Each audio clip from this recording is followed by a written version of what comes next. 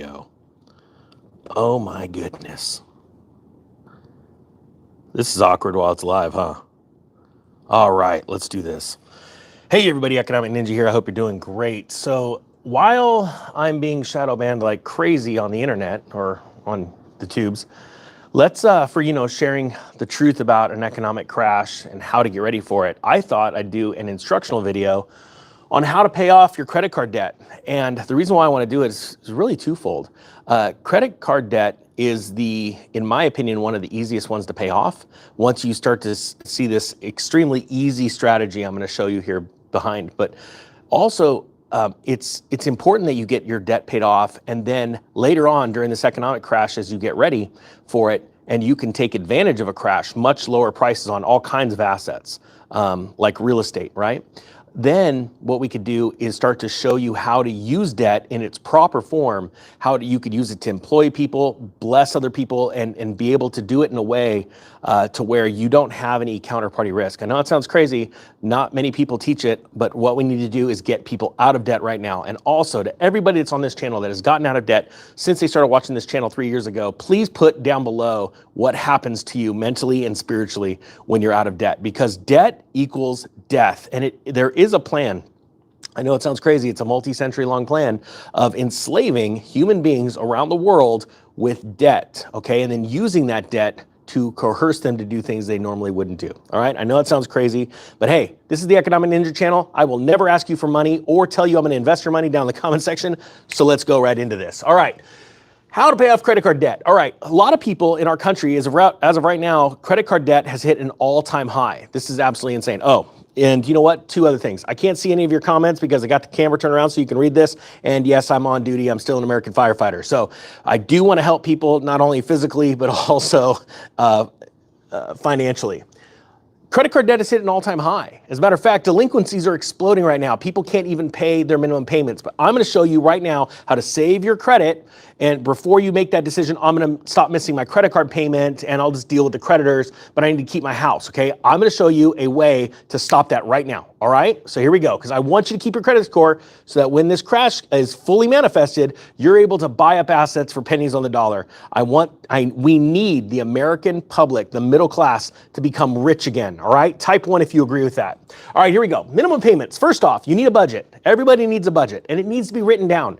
Either it's by yourself because you're single, or you have a significant other. I want you to agree on a budget. So you write down all of your expenses. Now, this is just an example.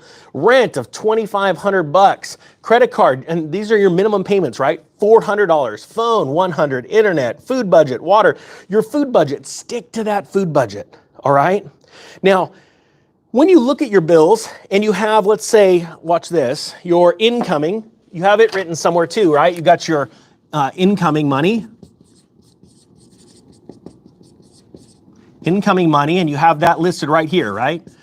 And then at the bottom, you have your total down here, everything. Then you have a good idea, hey, do I make enough to even pay my bills? A lot of people have gotten in a situation where they can't even make their minimum payments, right? That's really bad. All right, so check this out. You've got all of these listed. And you go, okay, I make enough money to pay my bills, but this inflation's getting out of control. Things like my water bill's going up. There goes that. Water bill's going up. My food budget, it's not enough. Food is going out of control, right? Even my phone, my internet seem to be creeping up little by little. Auto insurance, all these kind of things, right? You want to list all of those things. This is how you're going to keep your credit card going. Now you go through your budget and you say, what can I pay? What bills companies will allow me to use my credit card to pay those bills? Now, I know it sounds crazy, but a lot of companies will actually let you use your credit card because they know that most people, that's the only way they're going to be able to pay that bill, and they'd rather get some money than none, right?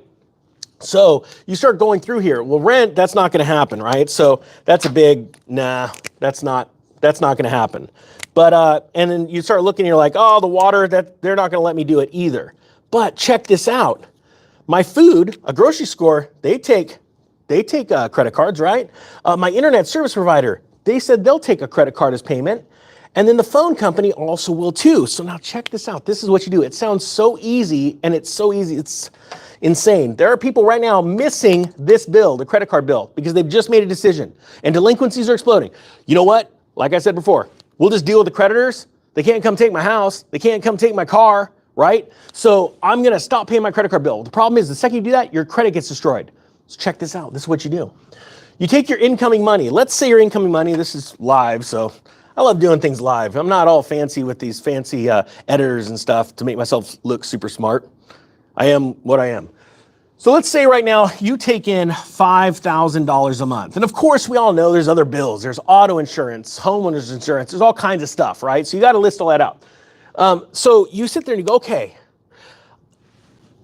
I need to make this payment. This is part of my budget. To keep my credit score good, I have got to make this payment, all right? If not, my credit score goes to crap. Or if I miss any of those other things, my credit score goes to crap. We don't want that. All right. And I'm going to tell you right now, I'm going to be really clear about this. The banks have a plan. They want your credit going to crap. They don't want you. Type 2 if you wish you would have had a solid credit score, that you wouldn't have been missing any payments from 2005 to 2008, so that your credit score is good, so you could have taken advantage of those homes that fell in value between 2010 and 2012, but you couldn't go and get a good interest rate on a mortgage. A lot of people couldn't even qualify for a mortgage because they destroyed their credit beforehand, right? Well, that's actually part of a plan, a very big, serious, sinister plan that banks know of. And they've been doing this throughout the centuries. Every 7 to 10 years is a recession, and it resets everybody's credit. People need to realize that, okay? That's why, bankruptcies are not forgivable until between 7 and 10 years after the bankruptcy occurs, all right? So they lock people into this debt-death paradigm, all right? So you got to keep paying that credit card. And you're like, well, man, it's gotten so much. Let's say all of my bills come to now, they're coming to like $5,200. They're like, well, wait a minute. I need an extra $200 in my budget now, all right? So this is what you do. You've got these 4 bills right now. Well, 3 bills that take credit cards. So at the beginning of the month, when you get your paycheck, you go, hey, I'm going to take $500, $100, and $100, which equals $700, and I'm going to pay $700 immediately, right when I get my paycheck. I'm going to take $700. I'm going to put it down on my credit card. Now check this out. This is what's interesting. In your budget, each month you're like, I got to make that minimum payment or my credit's gone. Well, guess what? You've just now done it. You've paid $700 on that credit card. Now, this is where it gets really exciting. Credit card interest is calculated differently than, let's say, a mortgage. Mortgage interest is all paid up in the beginning of the month. On the first, you pay a payment, and on a conventional loan, or any mortgage actually, in the beginning, like 90-something% of that payment, let's say your payment's $2,500, 90% of that's interest. And you got to pay it whether you like it or not. Credit card's different.